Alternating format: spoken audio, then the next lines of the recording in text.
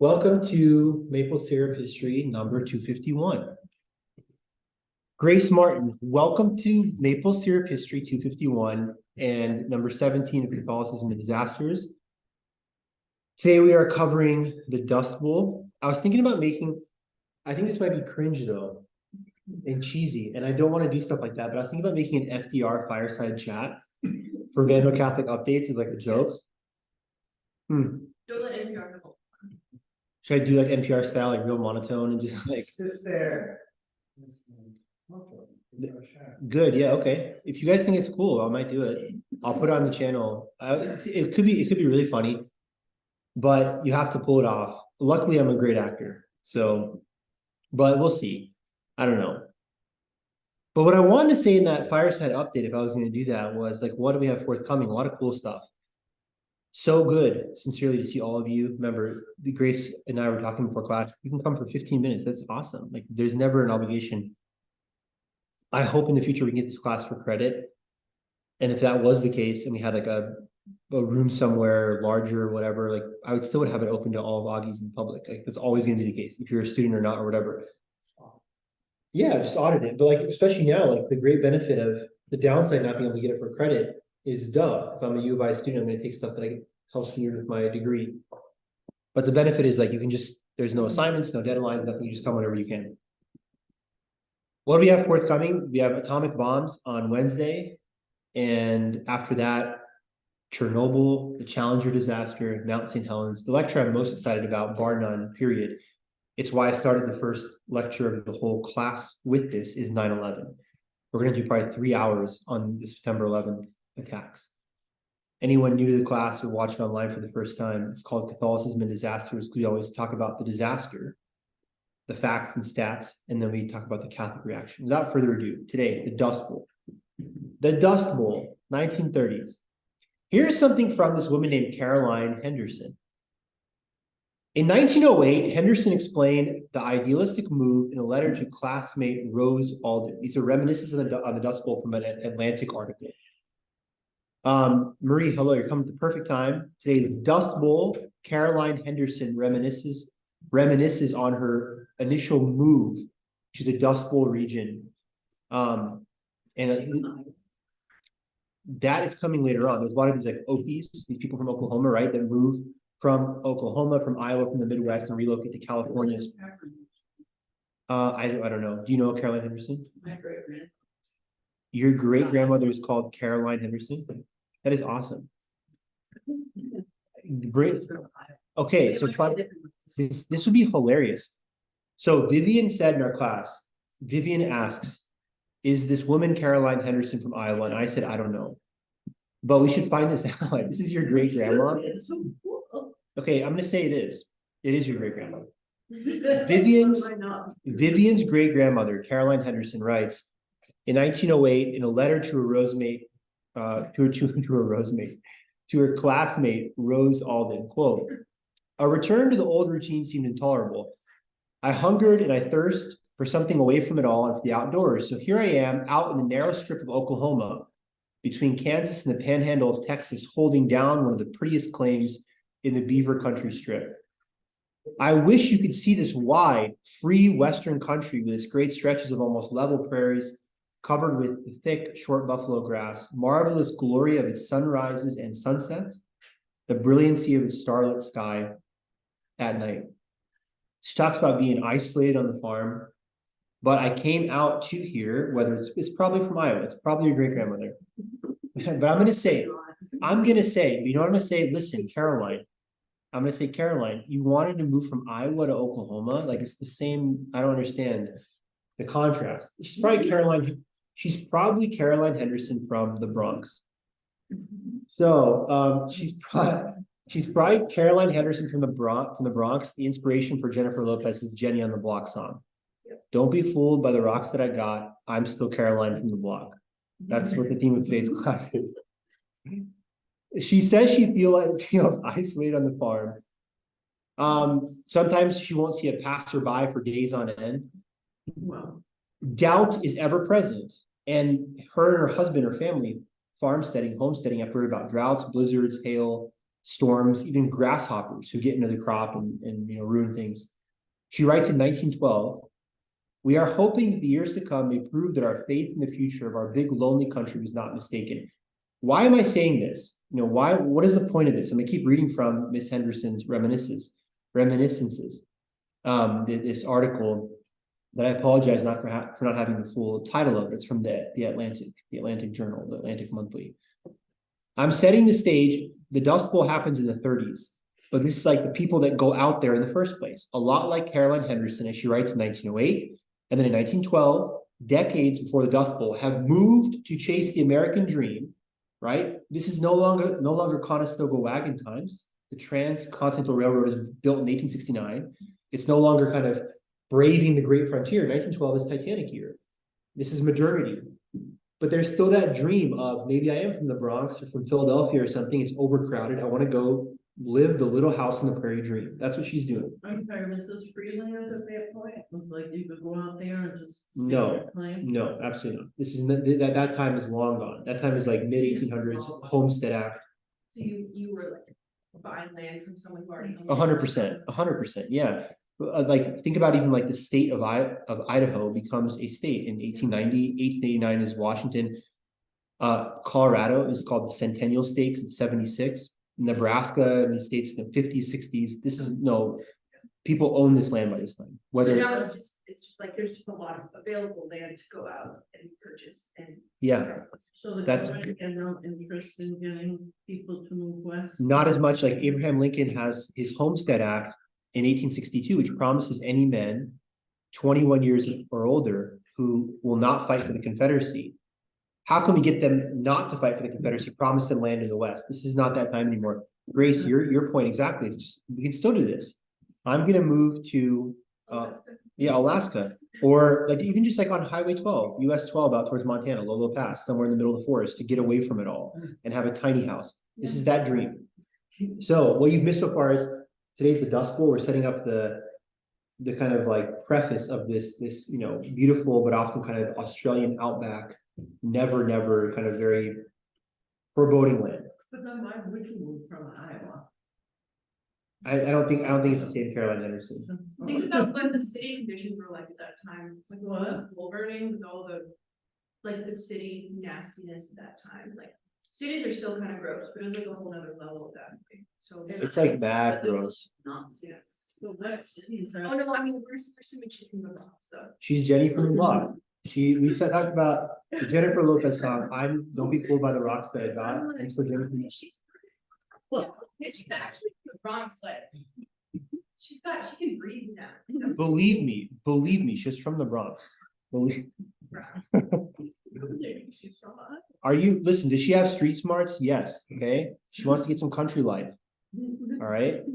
So Henderson says in the 1930s, there was, quote, "a period of almost chaotic darkness, but the worst was yet to come.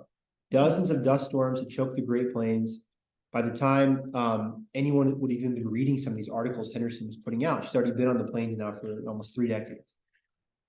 In the same month that Henderson publishes an alumni quarterly article from the prairies, a 2-mile high roller, quote, roller, as High Plains locals call them, of more than 350 millions of topsoil swept across the nation, coating Boston, New York, and Washington. The New York Times on May 12th, 1934, described 5 hours of, quote, half light, speaking of Alaska, Grace, kind of when the sun never rises in the winter months, right? Like a partial eclipse due to dust that, quote, seemed to have lodged itself in the eyes and throats of weeping and coughing New Yorkers. The Springfield, Massachusetts runs a headline. The Springfield Union, a Massachusetts newspaper, runs a headline, quote, "New England skies darkened as storm is whirled here from the parched farmlands." The captain of a ship off of Nantucket remarks the gray air reminded him of sailing off of Africa, where the Sahara Desert sand blows hundreds of miles out to the sea. And at Mount Holyoke, people might have wondered if these eerie red snowdrifts, as they saw, were coming from where Henderson was writing from. These red clouds, ominous clouds of dust. So Henderson finally writes in a 1935 letter to U.S. Secretary of Agriculture Henry A. Wallace, quote, "Henderson, our girl, Caroline Henderson, writes, quote, Yet now our daily physical torture, confusion of mind, gradual wearing down of courage seem to make that long continued hope like a vanishing dream. We dream of the faint gurgling sound of dry soil sucking in the grateful moisture of the early or later rains, of the fresh green of sprouting wheat or barley, the reddish bronze of springing rye.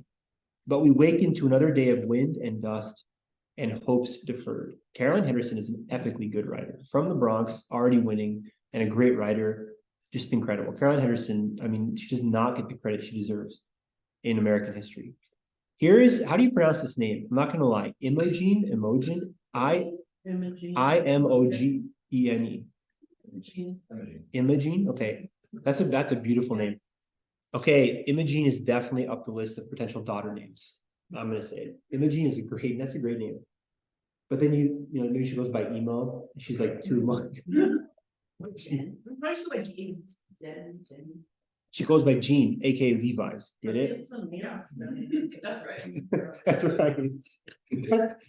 I couldn't have scripted a better answer. If we're doing like a skit right now, like that's right. That's a perfect answer. That was great. That was really well done. Impromptu. Amazing. Good. Please come more often. That was hilarious comedy. It's perfect.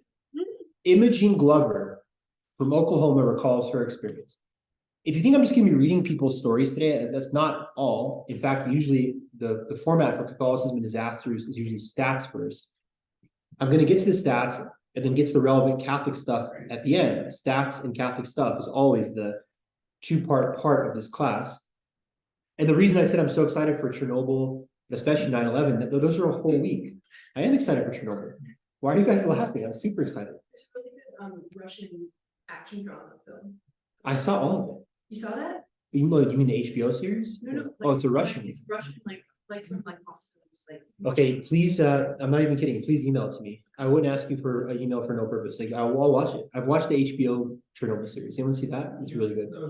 It's really good. Sounds Way more Russian. Well, yeah, I mean, like, no, God rest their soul is the awful thing, but it's like just super exciting.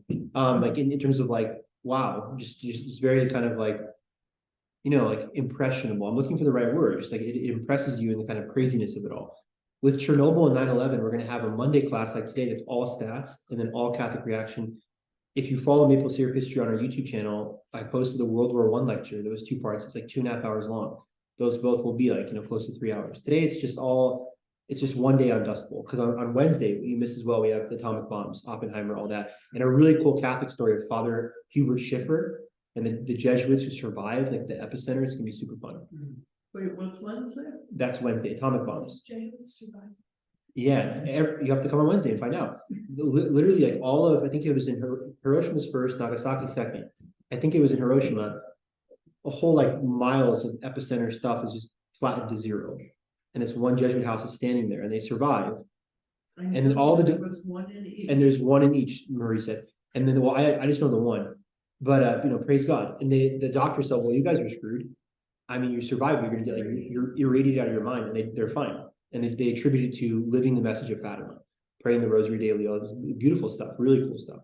Moments where like God like breaks the veil and is like, here you go. Like those kind of, I think, all of us doubting weak faith people, I'll put myself at the top of the list, often need, miracles to buttress our faith. Like it's a really cool thing.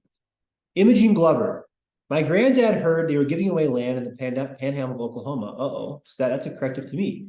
This is not that time writ large anymore, but yeah, perhaps there are still stuff. And you think about the sad, tragic history too, the Trail of Tears beginning in 1815 and the kind of like dispersal of Native Americans. Often the government would be interested in having American, today, more people on the left would say, oh, like colonizers or whatever, but Americans coming in and settling this land. So these people, Imogen Glover comes not like Caroline Henderson, I presume. Caroline Henderson comes for the romance. She has an artist's heart. She's a writer. She wants to come and live Little House on the Prairie and get away from wherever she's from. We're just going to keep going with the Bronx today. Spoiler alert, she is Vivian's grandmother. She's from the Bronx. She's from the Bronx, Iowa. People know the Bronx, the borough in New York. They don't know the Bronx, Iowa. It's even more hardcore. That's where Caroline Henderson is from. Imogen Glover and her family come to the panhandle of Oklahoma hearing they were giving away land. He brought the family in a covered wagon up the trail from Texas across the river, and they had avoided quicksand to get to Texas County, Oklahoma. I was born in what's now the center what was considered the center of the Panhandle, the Dust Bowl, Imogene Glover. I feel like that just being raised in that time period, I feel like, wow, that's a typo. I feel like that just being raised in that time period. Yeah, Caroline Henderson's a better writer. Sorry, Imogene. That's bad writing. Come on. I'm done with it. I don't even read the story anymore. California afterward to fix that prediction. I feel, yeah, I feel like that just kind of people saying like, I'm kind of like a Valley girl. Was why. Exactly. But please like and subscribe and follow my IG. That's what she wrote as well. So she talks about being born, Imogene Glover is born in the kind of very epicenter of this place. First, she talks about farming the land. When the farmers came to the Panhandle, they, well, I guess right after they homesteaded, they put up fences, barbed wire fences around each quarter of land because most of them got a quarter. And then they decided that they couldn't raise all the cattle. So they started plowing it up and planting. And one of my uncles, my daddy's uncles, planted a whole quarter near of cantaloupe. Well, he made a great cantaloupe crop, but he didn't have any market for them. So no more cantaloupe. And gradually they started to raise wheat. I can remember my dad saying that he wanted that red, cheap wheat because it was the hardest and it was hardier and it would do better. And back in the 20s, late 20s, he raised turkeys as well as cattle and everything because he sold enough turkeys to buy his first Model A car. And I thought that was kind of neat because we got to take our first trip when I was about 3. Gradually, they did plow maybe 4 quarters to or half a section. And they, the farmers, would buy this from their neighbors. So everyone's kind of getting settled in. Here come the dust storms. God bless these people. God bless them 35 billion times. God bless them. How tragic. It's never like, oh, enough time has passed. These are real people like us, flesh and blood, children of God who suffer these awful things. I have a question. Go. It seems like a lot of people who went out west to farm actually knew nothing about farming. And like, why did they think they could make a go of it? Like, why would you plant cantaloupe? It has a shelf life of what, 2 weeks? Like, who's gonna buy your cantaloupe? Like. Oklahoma is the smartest state in the US. No one has ever said. I don't. Yeah, never mind, like, not, like, rotating the crops and just planting the same thing. Do they know that? I'm not sure if they knew all that, but like, why pick a crop? Cause it seems like. There were just a lot of stupid decisions that you hear about in these stories or in these. Pretty hard, it takes a while to ripen, it's hard. How long can you leave it sitting? I don't know, in my refrigerator, it's one day. I think this is still though extremely common today, like I'm just differently where people think they're experts on things they really don't know anything about. So I'll tell you guys, I'll tell you guys. I think that's it, I think that's it, Grace, because I think a lot of people have an intent, they wanna make a go at it, right? Yeah. They want it, And they're like, I'm just well, I'm expert now. I can- yeah. So There were a lot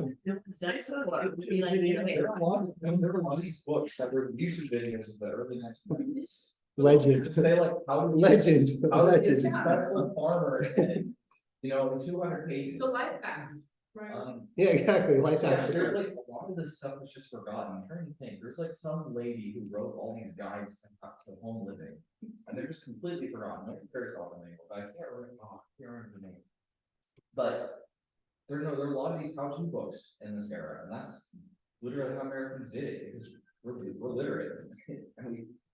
Like even people who are quote unquote low class are literate and are able to read these complicated books and follow these instructions. The problem is some of the instructions are not the best, or they weren't suited to, you know, everybody doing it in the Panhandle of Oklahoma. True. No, that's But even then, you it. know, it's like some guy followed the instructions and It's like someone in Georgia. he made a bunch of cantaloupes.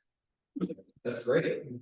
Maybe he lived in like. The problem is he couldn't put the cantaloupes on the railroad and send them to somewhere where people want to buy them. Guys, in 2011, I didn't do that. I just ordered a bunch of cantaloupes and tried to make money off them. yeah, I know. Like, if I'm making fun of how dumb Oklahomans are, and let's be clear, they are. Like, I'm much stupider. I'm way dumber than Oklahomans. Okay, I'm like as stupid as like an Oklahoma guy originally from Alabama. Oh, boy. Like double, you know. I mean, in the second video, doctoral degree. I know. So. Why do you think I did it there? Exactly. So anyways, no, listen, anyone who accuses anyone of being stupid, Like I'm 30 times stupider. I'm 100 times stupider than anyone. And let me prove it to you. And more arrogant and stupid. In 2011, there was a bike race in Nampa, Idaho. And it was called the Bob LeBeau bike race. It's a true story, I promise. And I'm like, I'm gonna kick all these guys' butt. Like these guys, these obnoxious guys, they're dumb uniforms, like I hate these guys. I'm like, I'm gonna show them what's up. I'm gonna own them on their bike race. And I got my butt kicked. To be fair, the bike I was gifted was like a cruiser bike. And for the first 5 minutes of the race, I was beating these guys, these old dudes. And I almost wanted to like flip them off. It would have been very like, I would have been like very disrespectful. I didn't do that, but I was beating them, right? But then I got my absolute fill in the blank handed to me, just destroyed. And so I'm 100 times worse than this guy. That's literally like worse than planting cantaloupes in a bad way. Like this guy, God bless him, is trying to do something smart. You're not. I was. You weren't.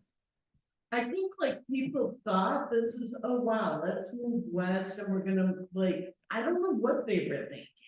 I know, but but what I'm, guys, wait, exactly. So that's what I'm saying. And Buy your house on the Sears catalog and assemble it yourself. this is my before I get back to reading Imogen Glover, Living with the Storms, and I do want to do that, get back on topic. I will say, you're right, you were not saying that. You weren't saying he was dumb. No one was saying that. All the answers seem to be a consensus. All we were saying is like, you just try things, whether it's off a YouTube book or whatever. Sometimes it works, sometimes it doesn't. What I'm saying is I would never ever hold this against this guy. I'm the worst. I wouldn't even know like where to plant cantaloupes. I know, but like, don't learn. Do they go in the ground? Like, what- So isolated in their farms that they didn't talk to their neighbors and say, what grows and sells here? Also not. Well, someone. What if their neighbors were busy selling swag? Like they were making YouTube channels like Like, the Oklahoma Vibe. That was the original YouTube channel, Yeah. and they didn't have time for it. do you drive in Spokane? Have you ever driven in Spokane? Unfortunately, Yes, I have. unfortunately, yeah.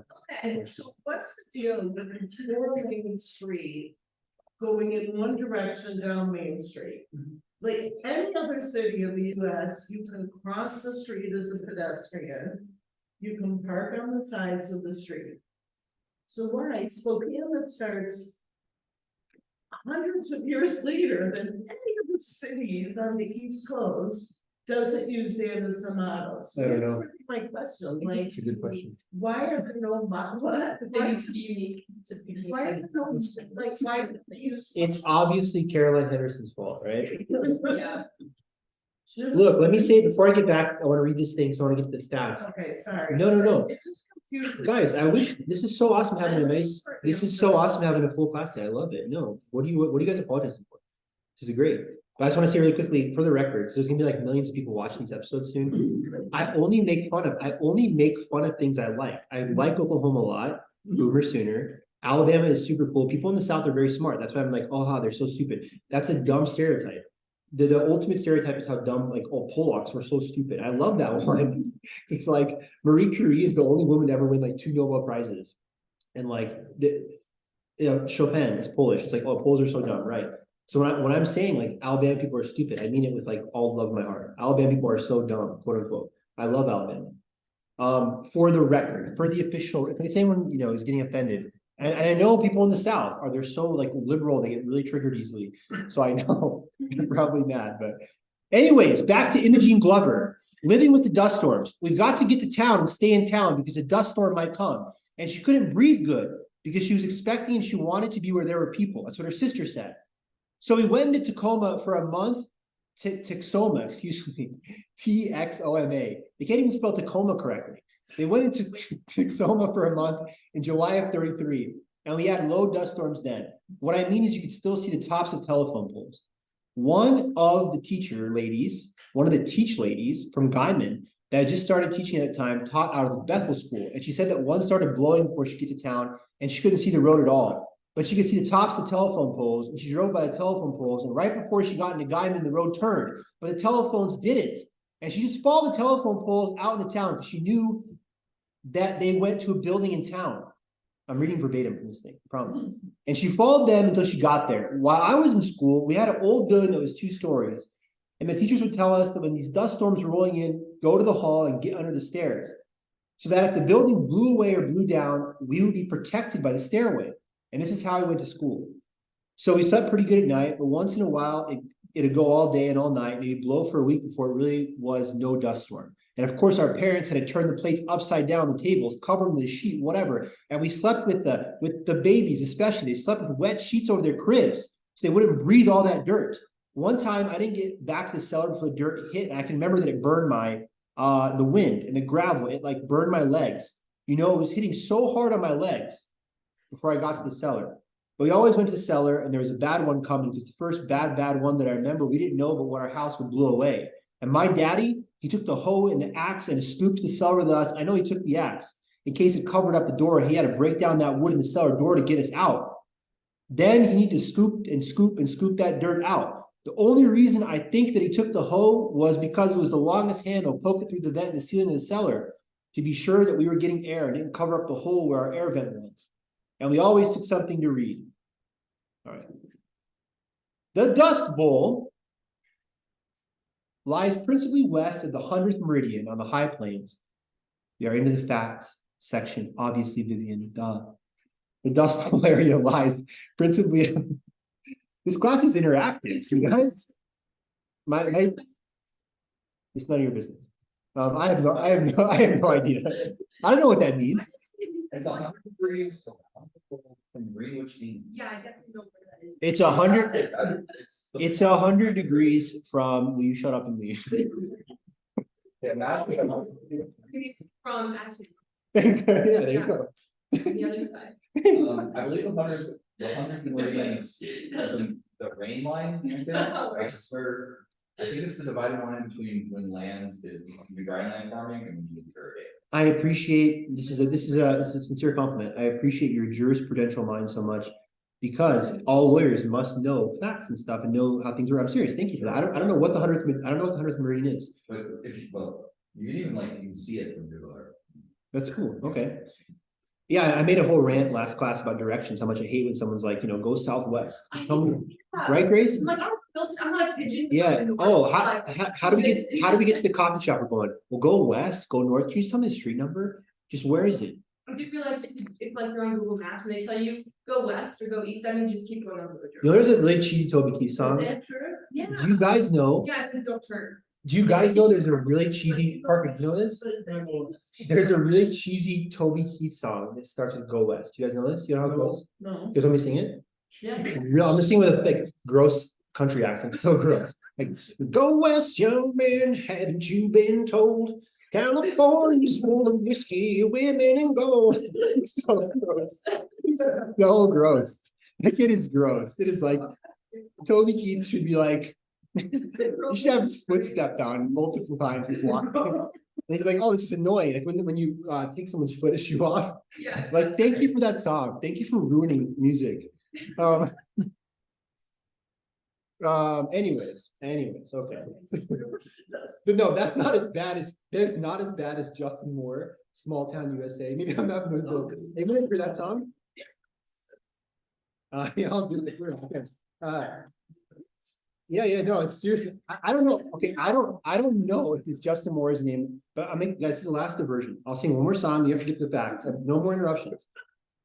I think it's Justin Moore. But the song goes like, it's like, people called it prison back when I was growing up, but these are my roots and this is what I love. Cause everybody knows me and I know them and I believe that's the way we were supposed to live. I wouldn't trade one single day here in a small town. That's how it goes. It's so bad. It is so, and he's like, give me my baby in a thing of like Bud Light or something. It's just like, it's freaking, it's like every country song. Okay, no more. Parker, will you stop asking me to sing country music? No more. Everybody's life is just one big country song. Oh, you guys play that for me. So I think you guys play that for me last time. It's awesome. It's like everybody has a dog who dies, everybody has a truck that. won't True. go. It's like. Word. All right, facts. We're getting down to facts. Vivian, I can just tell you're like, you want the facts. Here we go. Your wishes might come in. The Dust Bowl lies principally west of the 100th meridian of the High Plains, characterized by plains that vary from rolling in the north to flat in the Llano Escadado. Elevation ranges from 2,500 feet, that's about us, like Moscow Pullman, in the east to 6,000 feet at the base of the Rocky Mountains. The area is semi-arid, receiving less than 20 inches of rain annually.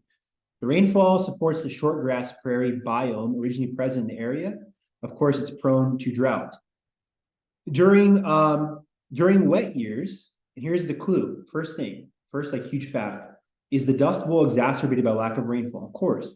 During wet years, the rich soil provides bountiful agricultural output, but crops fail during the dry years.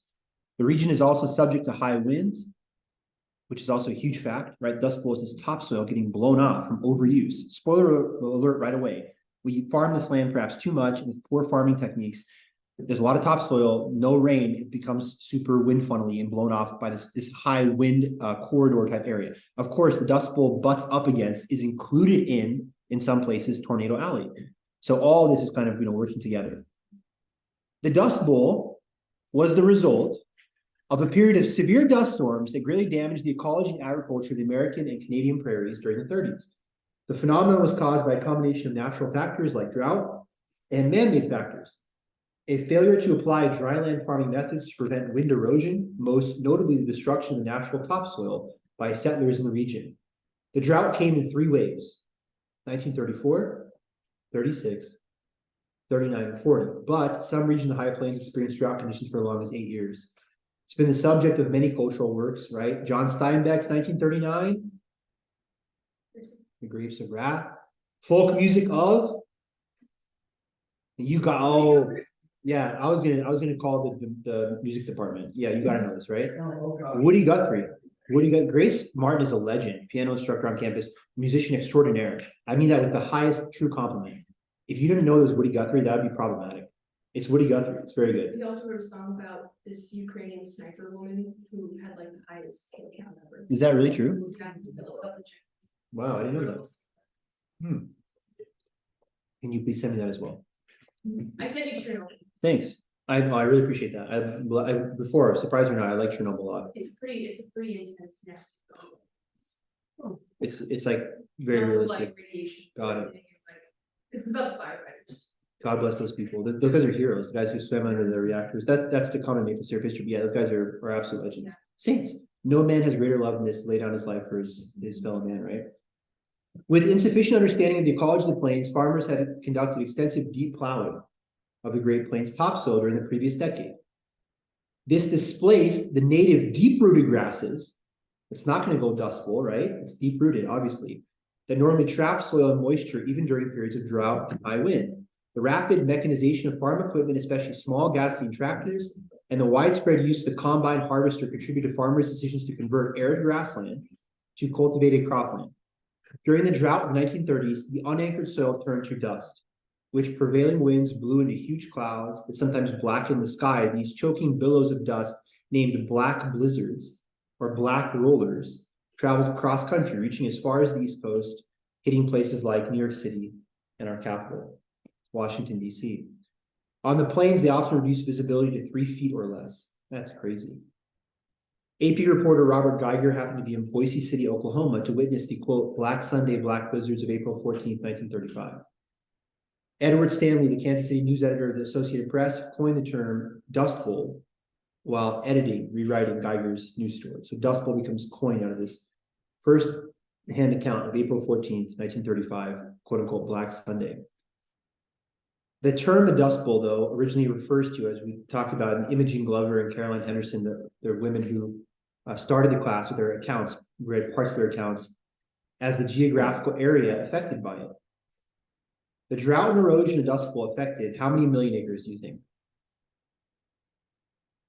100 million acres, centering on the Texas Panhandle, Oklahoma Panhandle, and adjacent sections of New Mexico, Colorado, and Kansas. Forced tens of thousands of poverty-stricken families, into kind of migration, becoming refugees, right? Many of these families, often famously called Okies, speaking of country music, that's our theme today, I guess. Merle Haggard, who knows Merle Haggard?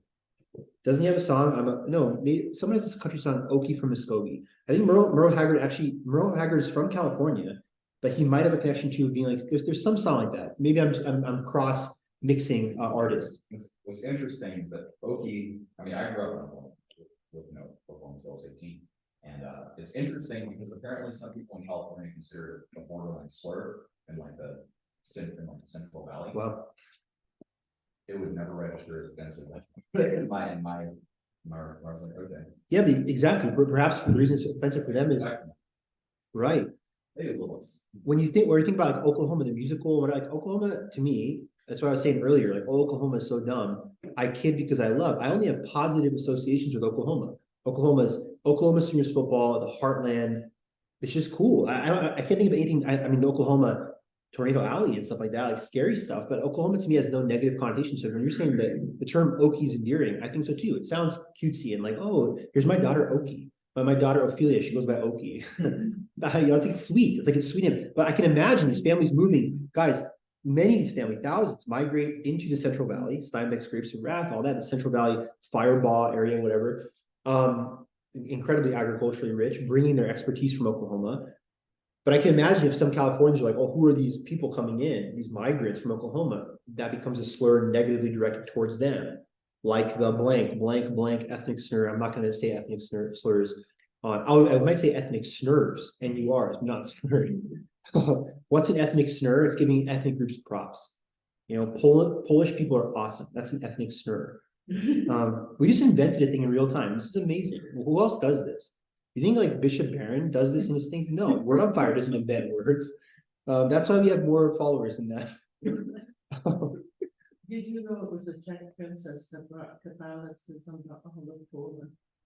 What's her name? I don't. I can't remember her name, but the king became enamored with her and she married. I love the Czechs. It was so great. So great meeting your family from Prague, and like I have nothing. Czech Republic, like only positive. And like even more than Czech Republic is the Oklahoma of Europe for me. It is only positive stuff.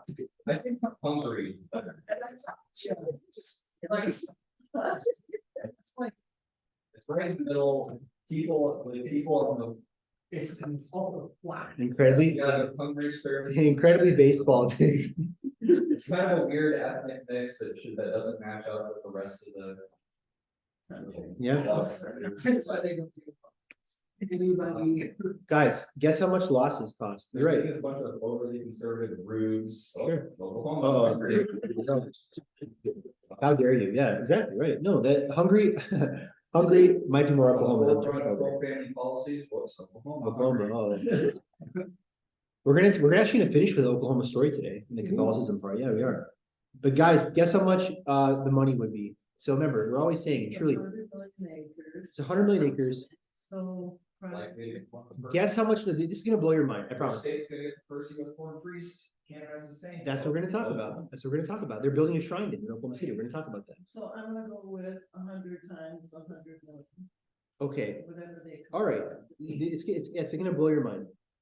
It's gonna blow your mind. Really quickly, anyone watching Maple Syrup History for the first time, the ultimate Catholic point of this, the truth is its own reward. The true, the beautiful, and the good are transcendentals that work together. That's why if you're writing a story, Parker, you're gonna be the great next Catholic novelist. You could write a great Catholic novel that's not very evidently Catholic, right? But if it's a beautiful story and tells the truth about the human conditions, by that reason, its beauty makes it Catholic. What I'm saying is a lot of like our Protestant brothers and sisters will have shows or plays like those movies that are just like so not subtle at all. Just everything is like this guy goes in a corner and recites a Bible verse. It's like, amen, read the Bible daily, the word of God, praise God. There's no subtlety involved.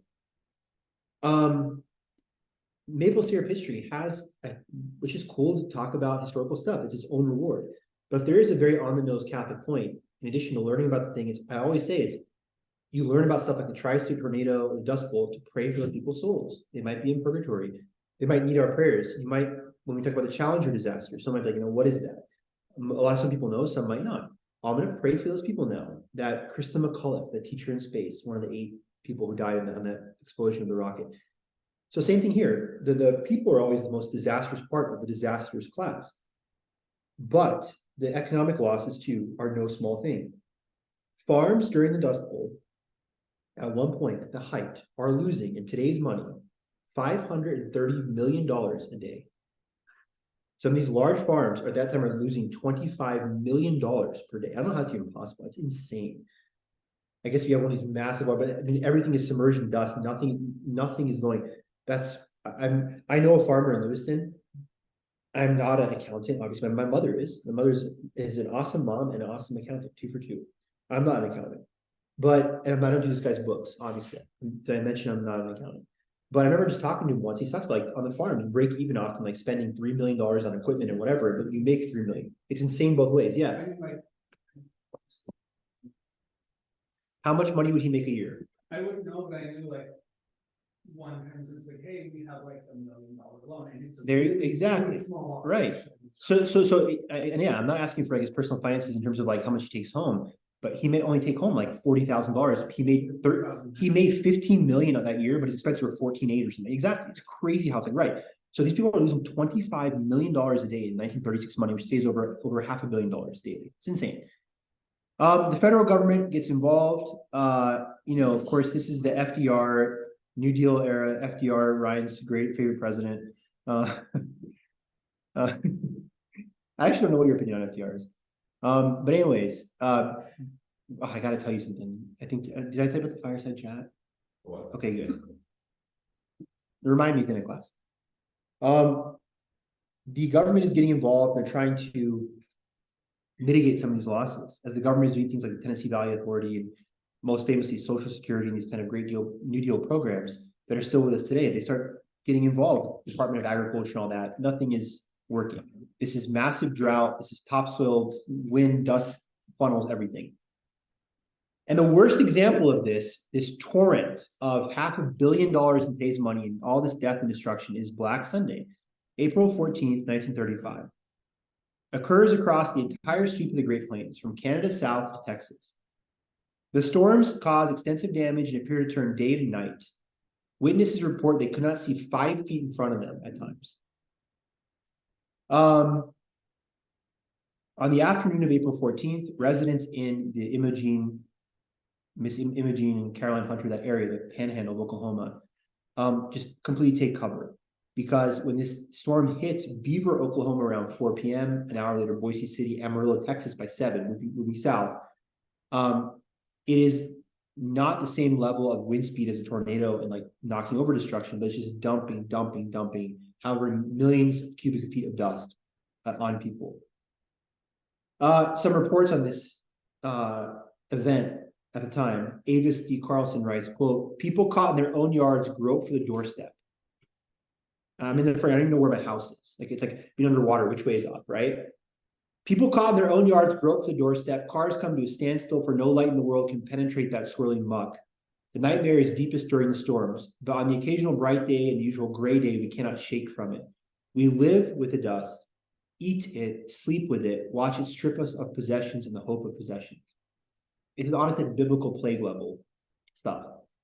Lawrence Svobida was a wheat farmer in Kansas during the 1930s. He sounds checked, Marie. He experienced the period of dust storms, the effect they had on the surrounding environment society. His observations are wrote down in his memoirs called, quote, and God bless this guy, thank you for writing his memoirs. Awesome to have this kind of firsthand accounts. Farming the Dust Bowl. Lawrence Svobida describes an approaching dust storm as this, ready? Quote, "At other times, a cloud is seen to be approaching from a distance of many miles. Already it has the banked appearance of a cumulus cloud, but it is black instead of white and hangs low, seeming to hug the earth. Instead of being slow to change its form, it appears to be rolling on itself from the crest downward. As it sweeps onward, the landscape is progressively blotted out. Birds fly in terror before the storm, and only those that are strong of wing may escape. The smaller birds fly until they are exhausted, fall to the ground, share the fate of thousands of jackrabbits, which perish from suffocation." In his PBS documentary, who do you think the guy who does PBS documentaries? Ben Burns. Right. Talks about the kind of the whole event of this, quoting from the Spearman Reporter, March 21st, 35, as I believe appears in this Burns documentary.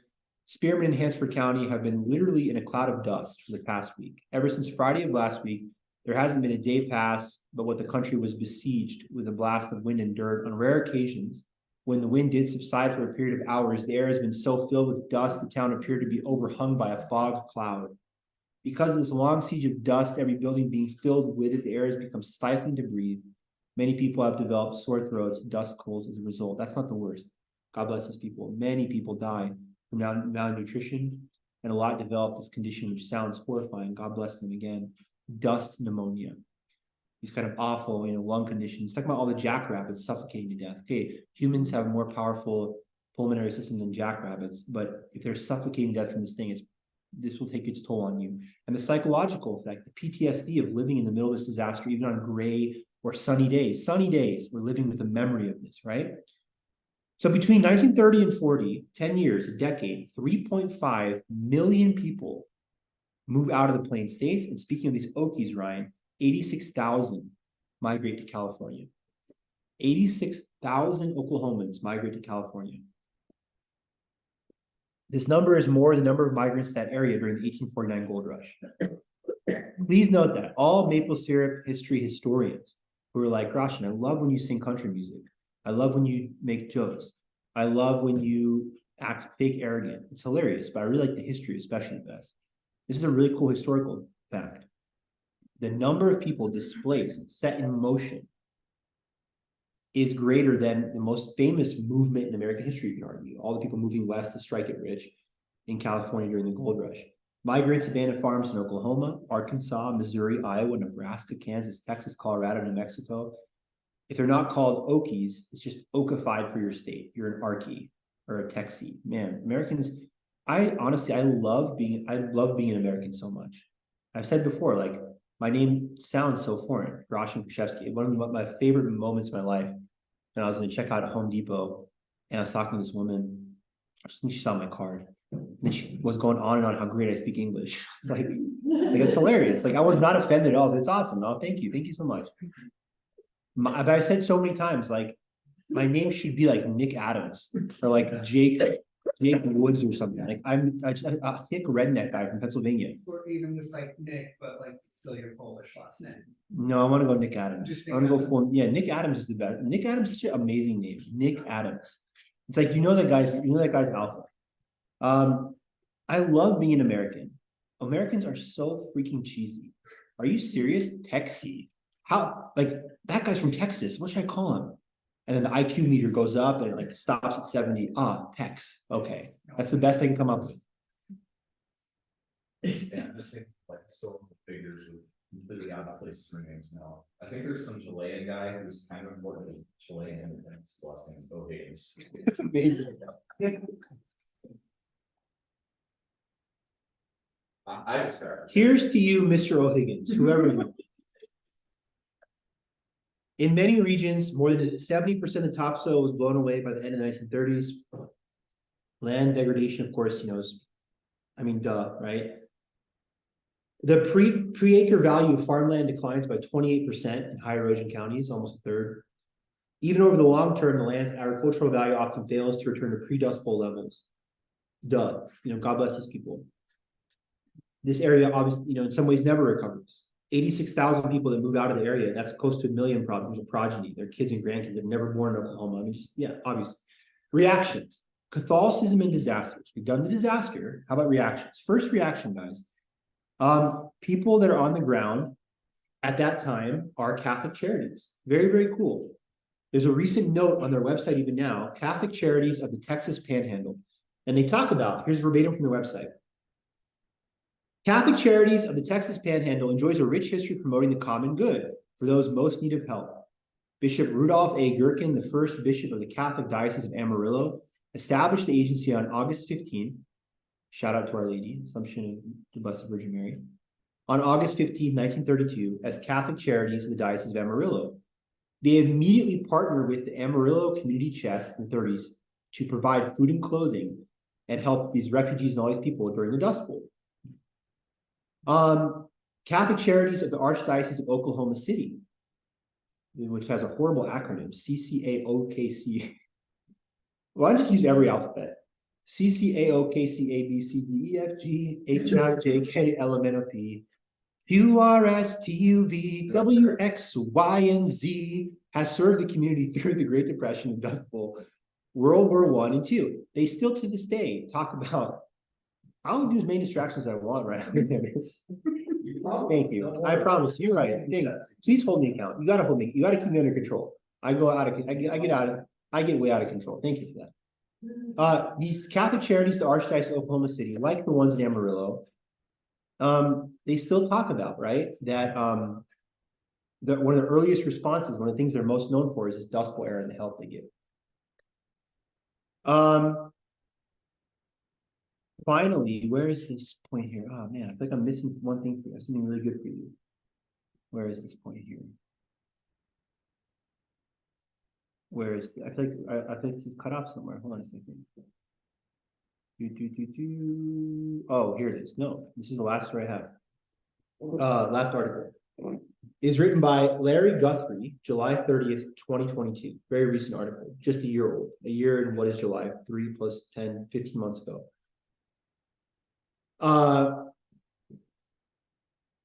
Larry Guthrie, July 30th, 2022, National Catholic Reporter.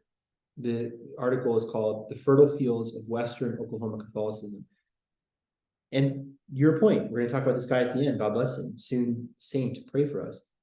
Western Oklahoma German Catholic community in the 30s was an outpost and a fortress, producing the incipient Saint Blessed Father Stanley Rother, or Rother, how do you pronounce his name? Rother, okay.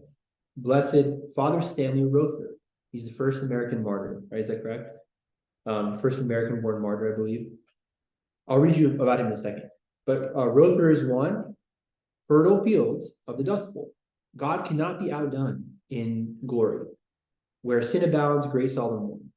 Out of this, talk about unfertile, I'm going to make a connection here that I think is very appropriate in a Catholic sense. What is more unfertile than no rain, dust storm, can't grow anything, lose $500 million a year? And yet, the blood of the martyrs is the seed of the church. What is more fertile? And out of that in barren region comes this great American saint. Well, I'm going to finish talking about him in a second. Blessed Father Stanley Rother, Dust Bowl survivor and White House staffer Helen Marie Janning Guthrie, and balladeer and social peace activist Woody Guthrie. I don't think Woody Guthrie was Catholic, but his wife was. Matter of fact, it was a big deal when he divorced her. Again, no judgment. I'm not, honestly, how dare I judge anyone? I don't even know what the details of the divorce are, what happened. I just know that the wife said something like it was hard for her to grant him a divorce. Duh, because what God has joined, man should not put asunder, Matthew 19:6. So Guthrie has some proximate Catholic connections, but you can say my earlier point to Parker earlier that Guthrie's music might be very Catholic, it's very universally themed and about overcoming hardship, the cross, and the resurrection, right? It could be more Catholic than God bless the people who make the fireproof Kirk Cameron movies, but they're just really not subtle at all. What do you guys think of Chosen? Anyone like Chosen? Not a huge fan. You're not a huge fan. Why are you not a huge fan? Well, one, that's not the way I picture Christ. So. To me, Jim Caviezel's portrayal of Christ cannot be okay. As with many movies, if you've read the book first, it just doesn't work. Sure, that's well said. I don't picture Christ that way. I don't know. I think. Yeah. Well, anyways, so Chosen, great, or like all things, the guy who made it, Dallas Jenkins, you're gonna watch this episode later. You're the man. Good job. But maybe don't be a Protestant anymore. Also. He's not Catholic either. Well, the guy no, he is. The guy who plays Christ was very cool. Jonathan Rumi. He's a Catholic. He says he prays the Divine Mercy Chaplet and likes Eucharistic adoration. Praise God. So that's really cool. Dallas Jenkins, if you're not a Protestant, bro, good work, fist bump. Casting Catholic as Christ, because duh. So good job. Okay. Anyways, back on topic. Vivian, if you just tell me, can you get back on topic? Yes, you're right. I'm glad I have all these people who are keeping me on task. You guys are the best. What would I do without you guys? What would I do without you? Helen, this one woman, enough about Woody Guthrie. Helen Marie Janning Guthrie raises 8 children in the Catholic faith, and this has no connection, but is appointed by Reagan to his White House staff in 1986. This is cool. The last thing Reagan does before leaving for his famous Reykjavik Iceland meeting with Gorbachev is to tell Helen goodbye. She was such a valued staffer. That's not a throwaway line. Reagan's the president. I don't have time for anyone. Obviously, I'm the president, right? Sorry, it's not personal. but he wants to go talk to her and whatever, like she's leaving today, it's her last day. It's very, very cool. There's a lot of Catholicism as Ryan Alexander can attest to himself. Am I correct in saying you are a cradle Catholic? Is that true? Yeah. Okay, there's a lot of, Oklahoma is not just, it is the Bible Belt in some ways. It's Oklahoma part of the South. It's a great debate. There's a Midwest, etc. Anyways, a lot of Catholicism there. A lot of German Americans, which of course, the whole World War I, World War II kind of dual loyalty thing comes a question. But Helen's family speaks German at home. They have family saying, Gelobt sei Jesus Christus, praise be Jesus Christ. Familiar saying in their household. One Christmas Eve, her father asked if she would go to midnight mass with him. She said yes. Went outside to get in the car. Her father said, no, we're walking. The gas is for the war effort. Very cool. They walked a few miles to St. Peter and Paul. Since they were in mission territory, they don't have a priest every week. Mary Jane would say, we get to go to mass today. After mass, the Jennings would have Sunday dinner at their farm home. They would hold hands before departing to savor the moments together, longing for their next gathering, fighting dust storms in between. Frank Jennings watched his crops blow away for 7 years in a row during the Dust Bowl. When the wheat finally grew again, he let Helen ride in the combine harvester for the first swath of the wheat harvest. Yeah, if that's a movie, like that's the farmer when the triumph comes after Dust Bowl, he rides the combine with his daughter Ophelia. Like, here you go, Okie. You take the controls, my sweet girl. And the movie ends, Okay, final guy, Stanley Rother. Father Stanley Rother, legend. First US born Catholic martyr. There's a shrine being built to him in Oklahoma City now, which is the price tag I've seen between $50 and $80 million. If you want to know about Father Stanley Rother, his connection, again, it's so cool about Catholicism disasters. I can pray for the souls of those who died in disasters and also learn new things about Catholic people proximate to these regions. No better example than his father, Stanley Rother. He is an Oklahoma guy, an Oklahoma man, right, who answers the call to the priesthood. If you want to know about him, read the book by Sister Marita Rother, a member of the Adores the Blood of Christ, and of course, Stanley's sister. She wrote a book called The Shepherd Who Didn't Run, and talks about her brother's, quote, complete dedication to serve the poorest of the poor. Who was this guy? Well, in 1968, Father Stanley drives 2,500 miles from Oklahoma to Guatemala, and he ministers to all people, irrespective of the, fighting of the liberal and conservative governments and the communists and the fascists and all the kind of Cold War, proxy war type stuff. In Guatemala, a new resistance group, the Revolutionary Organization of Armed People, or ORPA, was formed in the late 70s. In June 80, ORPA marched in Santiago Atitlan, where Father Stanley Rother was ministering, occupied the town square. Some of his parishioners were in attendance. Father Stanley refused to kind of cow down and be afraid. He's not like, well, I think at one point they offered Father Stanley Rother like a ticket home. Get the beep out of here, your whatever, whether might have been one of the enemies. If you don't leave here, you're a dead man. It might have been one of his compadres. He literally embodies like, I will not run from my sheep. On July 28, 1981, he's killed. He's murdered. I think if I remember the story correctly, he's just shot when he's sleeping. Like someone just walks in his house and shoots him. Awful. God have mercy on that person. I'm sure the first person to forgive him would be Father Stanley Rother, forgiving him from heaven. Very high place in heaven. This guy leaves the comfort of a life. Yes, no joke. Oklahoma in the 60s already has recovered. It's, prosperous American first world living, to go to Guatemala, very much a third world outpost, only for the love of Christ. That's already so epic. But, he's already living the, sell all your goods, give the poor, come follow me. Those three principles of perfection Christ lays out in the 19th chapter of St. Matthew's Gospel. He's already doing that. And then he's ultimate, martyrdom, right? The ultimate. Maximilian Kolbe, pick your favorite martyr. Well, Father Miguel Pro and the Cristeros in Mexico, very much in this mold. People from all over the world can come and know more about him and really ask for his intercession, said Maria Ruz Scaparlanda. A dedication mass set for Friday will mark the official opening of the Blessed Stanley Rother Shrine in Oklahoma City. So this is already, as I'm reading this, open. This article, I forget even what year I got this article from. The Spanish colonial-style structure incorporates a 2,000-seat sanctuary, as well as a visitor center, gift shop, museum, and smaller chapel that will serve as Rother's final resting place. The shrine grounds will also feature a recreation of Tepeyac Hill, the Mexico City site where Catholics believe the Virgin Mary appeared to an indigenous Mexican man named Juan Diego in 1531. Epic. An artist painted bronze statues of Our Lady of Guadalupe, and St. Juan Diego, each weighing thousands of pounds to the Oklahoma site. Catholic donors funded the shrine, constructed debt-free, Oklahoma City Archbishop Paul S. Copley said, quote, I think there are a lot of different things that will draw people to the campus, whether to honor Mary or Juan Diego or Blessed Stanley Rother. We hope it's an opportunity for people to experience faith, grow in their relationship with the Lord. On that note, Father Stanley Rother, hopefully soon, saint, pray for us. Fertile fields of Oklahoma, indeed. That very same Dust Bowl region, topsoil blown over wind funnel, Black Sunday, dust rollers dumping, all these millions of cubic feet of dust throughout the world, is also the fertile ground for the first American martyr. Praise God. Until next class, God bless you guys. And by the way, again, people there that are offended me making fun of Alabama and Oklahoma before I say, so what? So what? I can make fun of anything I want, anytime I want. Goodbye.